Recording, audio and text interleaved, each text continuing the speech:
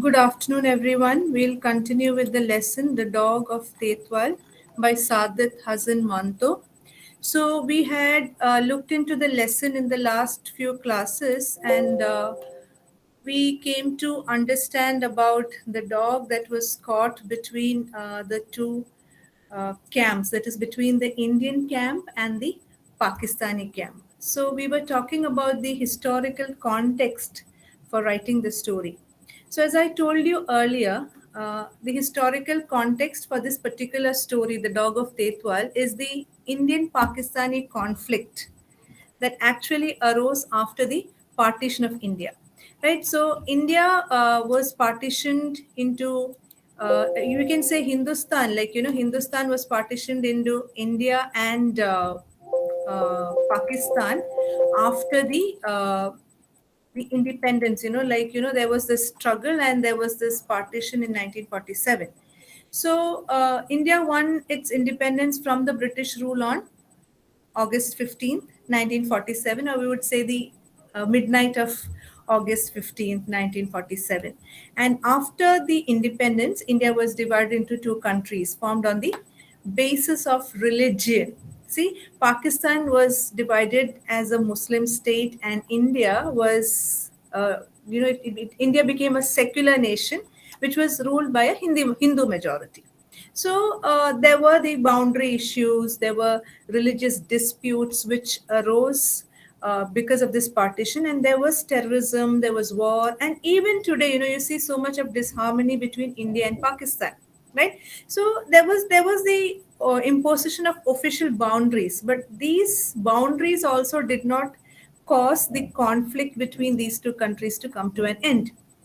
Now, when the decision was taken to divide India into India and Pakistan, there was an aftermath of violence. And there was this barbaric treatment of citizens who happened to be living in the, you can say, wrong nation after the boundaries were drawn. I think I told you about that because by law people were required to live in the new nation that matched their religion, right? So Muslims were supposed to live in Pakistan and Hindus and Sikhs in India, regardless of where they lived before the partition.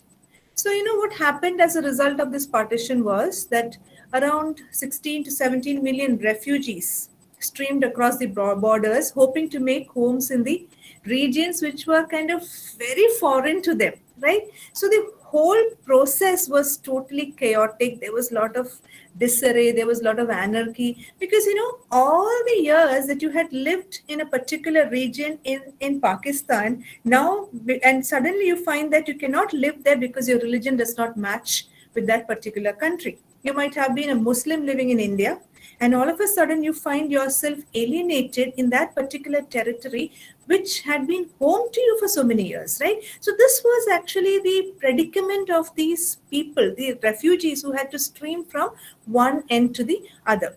And there was no experienced government, right? So the government had just taken charge, and so there was no experienced government to deal effectively with this chaos and violence. So what happened is violence and chaos fed on itself, and people started killing each other, right? So there were almost 500,000 deaths. There were, this rape was something very common, right? It became commonplace. Stealing, looting, everything became commonplace, right? And Muslims and Hindus, they started using women to intimidate each other, right? It was really terrible. You could see this. If you read Kushwant Singh's Train to Pakistan, you'll understand how this, trains would come filled with dead bodies. And these trains were called with ghost trains, right? They were called ghost trains, right? And they used to come, filled with the cut off breasts of women, and they were sent from one country to the other, from Pakistan to India, from India to Pakistan. So this was the kind of violence that erupted after the partition. And even so many years have passed, right? It's almost 74 years since partition has taken place. Even today, you find that India and Pakistan are always in conflict, right? Individuals and families are still affected by material, psychological, financial losses of partition. So, it is not something that has come to an end.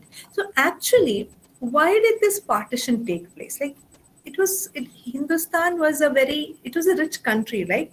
Initially, right? So we need to understand the history of India. So when we go back to history, we understand that in the late 13th century, and after that, almost for 300 years till the 16th century, it was the Mughal rule, right? The Muslims ruling the subcontinent under the Mughal Empire. So we must have studied about Akbar and Babur and Humayun and Aurangzeb. Then what happened after the Mughal Empire's decline? India became part of the British Empire, right? So you know how India was controlled by the British Empire, Queen Elizabeth I, and then over a period of 350 years, the British consolidated their power in India, and they are the ones who treated Muslims and Hindus almost as if they were two different entities. They were residents of two different nations, so they adopted this. If you've studied history, you might have studied about this divide and rule concept, right? So they, even in the census that they used to take, the British categorized Indians according to their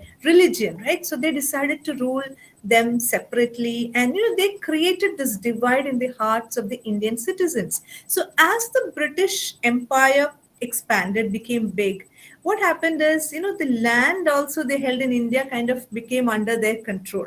So when you look at World War II, at the time of the World War II, we understand that the British held a large area that was subject to Hindu and Muslim conflicts. Now, when we go back to history, we understand that the Muslims were not interested in learning English, right? And so they were always at a disadvantage to Hindus when it came to holding positions in government, right? And the Hindus got positions in government because they learned English. So, and the Muslims slowly started resenting the fact that Hindus held better jobs, especially since, because initially it had been the Mughal Empire, so they had been in power, right? And Hindus had not forgotten the Muslim rule, right? And they tried to replace Urdu, which was a Muslim language, with Hindi as the official national language. And the seeds of all this discord had been actually sowed by the British, right? They are the ones who tried to create this kind of competitive spirit among the Muslims and the Hindus in India. So by the time the independence was, we reached independence, there was this open conflict between Muslims and Hindus. So in an attempt to reduce conflict, the British leaders as well as the Indian leaders, they decided to divide the subcontinent of India so that Muslims would have their own nation. So that is how this partition took place. And so Jinnah was the main person, Muhammad Ali Jinnah, who wanted his own, they wanted a separate country for themselves, or a separate nation for themselves, and he wanted to become the prime minister of the new nation. So initially, Mahatma Gandhi had asked Pandit Jawaharlal Nehru to give the prime ministership of the Indian subcontinent to Jinnah, and Nehru was not willing for that.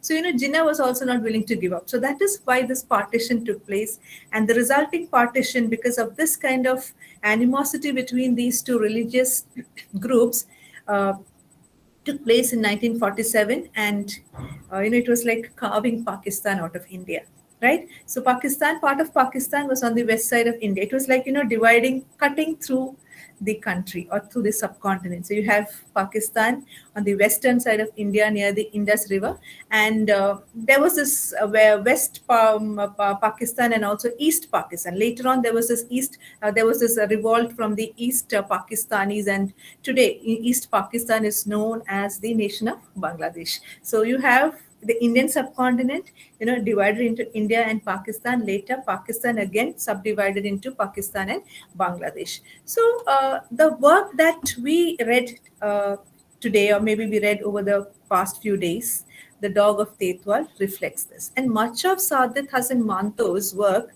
reflects the pain, anguish, and brutality that resulted from this 1947 partition, creation of Pakistan out of parts of India. And it was a division that was made on religious grounds, right? So Pakistan became a Muslim state, and India became a secular country controlled by Hindus but accepting Sikhs. So what happened is there was violence. There was quick violence. Many Muslims in India were attacked, as were Hindus who remained in Pakistan. So Manto often wrote about the result of the 1947 partition of the two countries, and he focuses on the absurdity of the situation.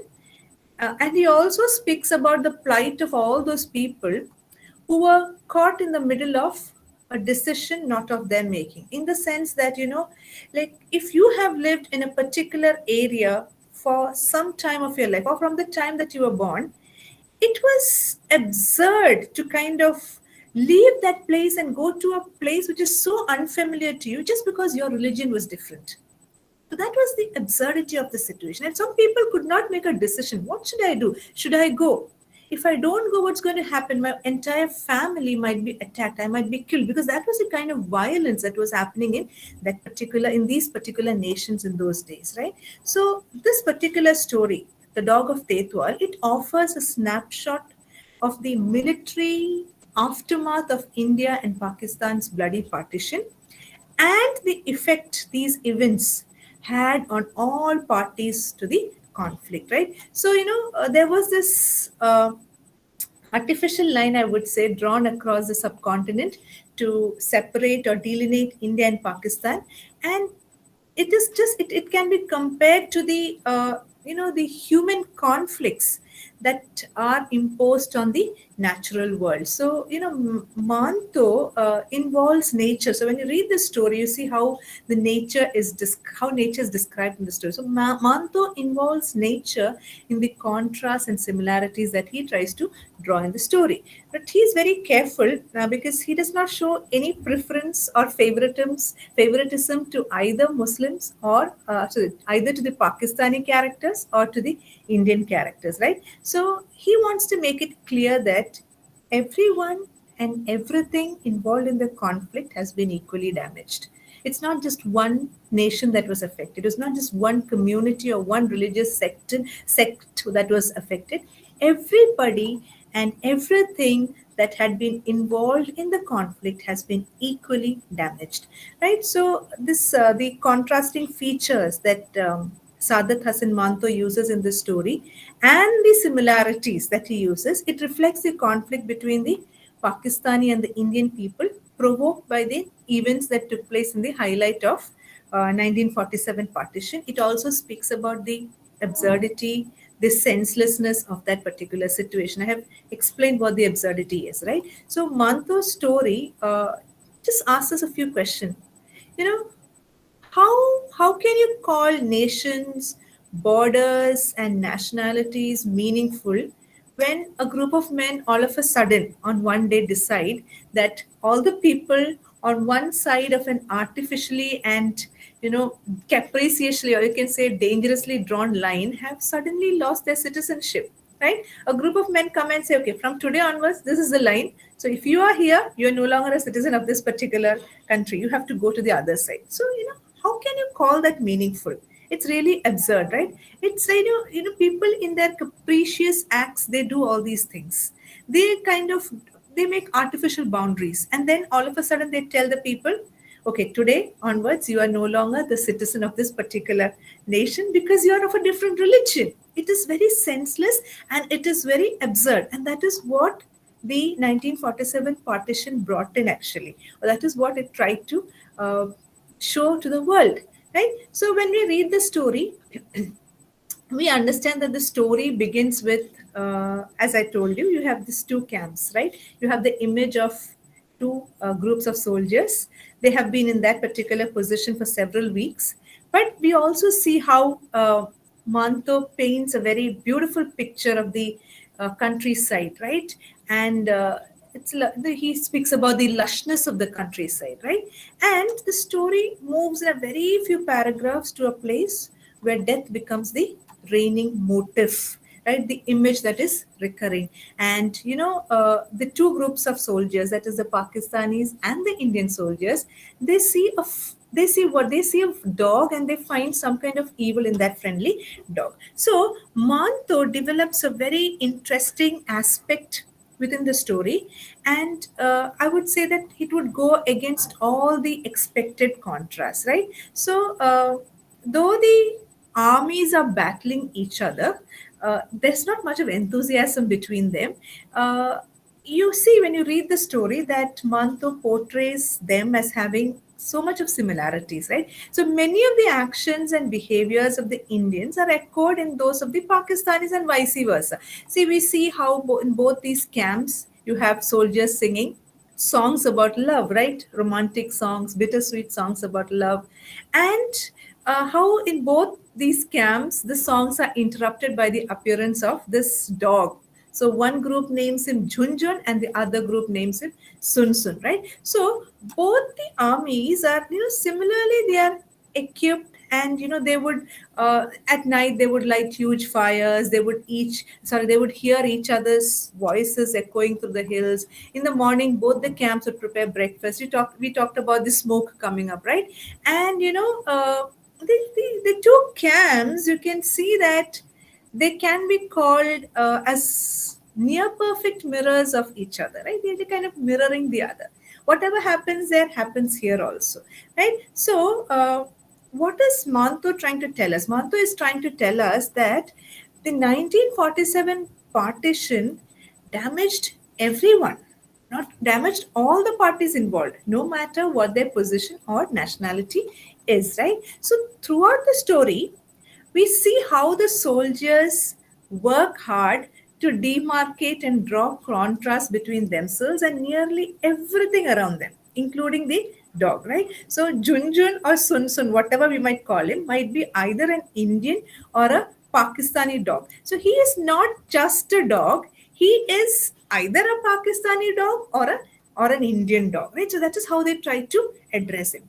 So when we look at the story, even towards the end, we see how Manto is trying to continuously stress on the similarities as well as differences or contrast between the soldiers, and he wants to actually highlight the painful absurdity of the 1947 partition. So we see how Harnam Singh, right? Harnam Singh, the Indian soldier, and the Pakistani Captain Himmat Khan, yeah, how both of them shoot at Junjun at the same time. And they find this game of shooting at this harmless dog as a source of great joy, as a, I would say, fun, great fun. So they shoot at the dog for various reasons, for very different reasons. And because when we look at that, when we read carefully through the words they say, when Junjun is finally dead, so what does Himmat Khan do? Himmat Khan shoots the dog to encourage him to complete his mission. So he says, go towards, do not retreat back, and you have to do your duty in delivering the message to the Indians. Now, so what is the message? He has attached a sign on Junjun's neck that he is a Pakistani dog. Now, according to Himmat Khan, he says the dog died a martyr's death, right? So he is actually a martyr going to deliver a message to the Indians, right? He has to deliver. So he is not supposed to retreat back. Sorry, he's not supposed to retreat. He's not supposed to come back, right? If you come back, it is a sign of cowardice. Now, the brave are supposed to go forward. So, according to Himmat Khan, the the commander or the Pakistani soldier, Junjun is a martyr because he dies a martyr's death. On the other hand, Harnam Singh, the Indian captain, shoots at Junjun because he sees him as an enemy dog approaching the Indian camp from the Pakistani side. So he portrays the dog as a traitor, and that is why he says that Junjun died a dog's death. So both sides, you have the Pakistani soldiers calling Junjun or Sun Sun a martyr, and the Indian sides calling him a traitor. That's why they say he died a dog's death. So not only these contrasts as well as the similarities highlight the absurdities of this war, ultimately we understand that Manto is questioning like what is it that constitutes a nation, right? He's challenging the meaning and value of nationality when he has the soldiers claim that a stray dog can hold Pakistani or Indian citizenship. So, what is the value of nationality? Even a stray dog, it can hold Pakistani citizenship. It can also hold Indian citizenship. That's what the soldiers do. So, the border that the dog crosses has no meaning to the dog, right? Because see, when the dog looks at the soldiers, what does he see? He sees human beings, right? And there's always this bond between human beings and dogs, right? So for Junjun, there are no contrasts. For him, on one side it's human beings, on the other side also it's human beings. But for the Indian camp as well as the Pakistani camp, they look at Junjun as something or somebody who holds a citizenship of the other side, right? So, from this particular vantage point of the story's beginning, when we understand that there are no obvious lines showing where one country ends, because when you look down, when you look down on the scene, we don't see any lines, right, where one country ends and where the other begins. So the we Manto speaks to us about the beauty of the natural world. So the natural world or the nature around them is beautiful, it's enduring, it's seamless, and there are no false borders that impulsively restrict the movement of birds or rivers, right? So there is the natural world is fully open and the dog knows no boundaries. But the story soldiers, they are the species, or they are the I would say the organisms or the kind of people that insist on creating and defending artificial borders to separate as well as isolate large number of people from one another. So they are the ones, it's human beings, I would say this part of the species, the soldiers, who create these borders. Because when we look at the entire countryside of Tethwal, we don't see any boundaries, right? It is seamless. The movement of birds and rivers is kind of, it's impulsive. There's no restriction to that. That is why the dog also moves. The dog does not see any boundaries. The dog sees only human beings on both sides, and for him he needs food, and he is friendly to all human beings. But it is the human beings that see the dog as some as an enemy, right? So we understand that the dog symbolizes the ignorance of both sides, right? So initially we see how Harnam Singh gives biscuits to Junjun, right? It's not seen on the next day, because the next day when he sees him coming from the other side, he shoots the dog, because he realizes that Junjun has encamped himself on the Pakistani side and Pakistan is enemy side. So, how can an animal take sides? That is the absurdity of the situation. So, in reality, what we understand is that Hannam Singh's actions are cruel, right? And that is the nature of war. It is not only humans who may be used as pawns to fight or die, but animals too die because of man's ignorance, right? And they also become victims of struggle. They have no knowledge about what war is, but they also become victims of this struggle, right? So, what does Singh and the others, the other Singh and the other Indian soldiers, as well as the Pakistanis, realize?